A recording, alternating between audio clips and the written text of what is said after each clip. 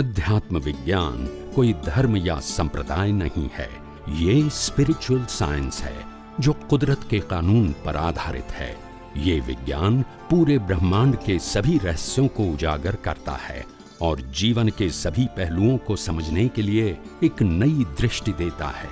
इसी को art of vision कहते हैं, दुनिया को देखने की एक नई दृष्टि, जो अध्यात्म विज्ञानी परम पूज्य स्वामी श्री कमलेशानंद जी के निर्देशन में सनातन सत्य का अनुसंधान कर हमारे जीवन को प्रकाशित करे। जय सच्चिदानंद।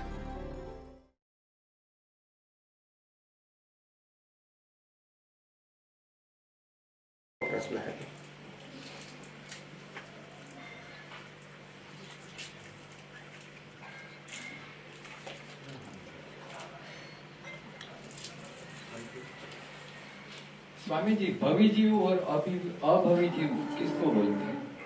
भवी जीव और अभवी जीव। भवी जीव और अभवी जीव किसको कहते हैं? हाँ जी। आपने क्या पढ़ा है या सुना है? मैंने पढ़ा कि अभवी जीव कभी मोक्ष में नहीं जाते और कभी बाहर भी नहीं आते। अभवी जीव बाहर मतलब कहाँ? निगुद में ही रहते हैं हमेशा। निगुद से बाहर आने का चांस नहीं है। निगुद में से भी बाहर नहीं आएगा कभी। निगोद के जीवों को तो भवी अभवी टाइटल लागू ही नहीं होता है। भवी अभवी जीव, भवी जीव में दो प्रकार, आसन भवी और दुर्भवी और अभवी जीव। वो इंसान को, मनुष्य को लागू होता है और कोई जीव को लागू नहीं होता है। और कोई देवलोक नरकलोक भी, क्योंकि वहां मोक्ष में जाने का कोई बात ही नहीं है। तो भवी अभवी का प्रश्न नहीं है। तो सब बातें सिद्धांत से समझ पाए। हम जो भी शब्द बोलते हैं, भले ही किताबों में से पढ़ा है या सुना है, तो भवी अभवी शब्द सिर्फ मनुष्य को लागू होता है। इसके अलावा और कोई योनि में लागू नहीं होता है। नहीं, अभवी क्यों बोलते हैं उसको? हाँ, दूसरी बात, भवी जीव का मतलब होता है जो जीव 1 से 15 भव में मोक्ष में जाने वाला है, वो आसन भवी है। और जो जीव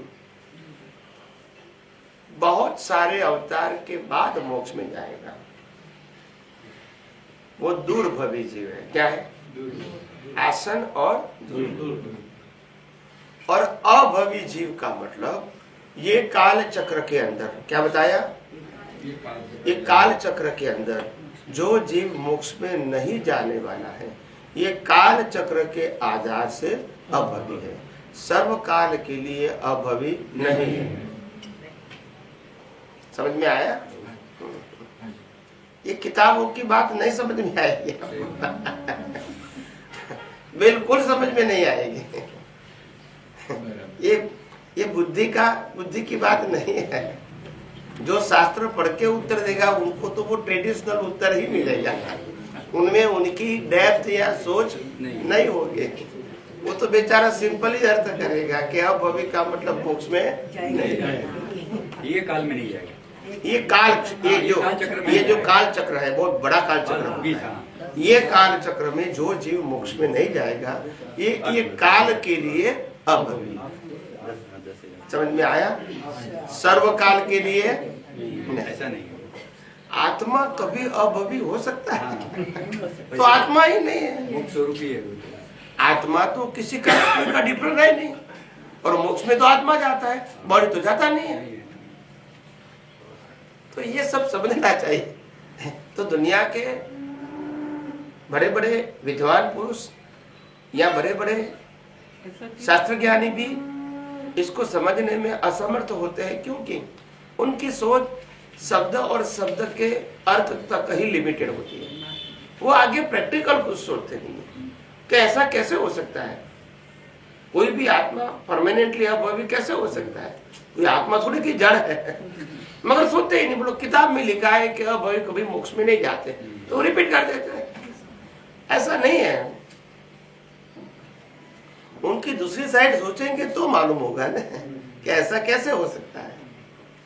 तो होता है ऐसा, लोग नहीं समझ पाते हैं ना। इसीलिए महापुरुषों ने कहा कि शास्त्र भी अनुभवी ज्ञानी पुरुष की दृष्टि से पढ़ना चाहिए, या तो उनकी हाजिरी में पढ़ना चाहिए, नहीं तो अर्थ का अनर्थ हो जाएगा, शास्त्र शस्त्र बन जाएगा। समझ में आया? वो कहेंगे कुछ, आप समझोगे कुछ, उल्टा हो जाएगा। तो क्यों वो जीव नहीं जाएगा? ये चक्रकाल में वो जीव क्यों नहीं जाएगा? इसकी उसने क्या तरतम्यता नहीं है, पात्रता है। शास्त्र में मूंग का उदाहरण दिया, जैसे सब अपन मूंग वगैरह पकाते हैं ना, तो सब मूंग पकते नहीं, उसमें कोई कोई ऐसा ही रह जाता है, तो वो उसकी हाँ, तो वो बताया उसका ऐसा कि वो होता है, वो बता पाकी या बीजा इतना पाकी जड़ उसमें कोई संवेदना वगैरह नहीं होती है, तो वो कहीं अवतारों तक घूमता रहता है। उनको कोई चेतन है अंदर, मगर बिल्कुल संवेदना नहीं।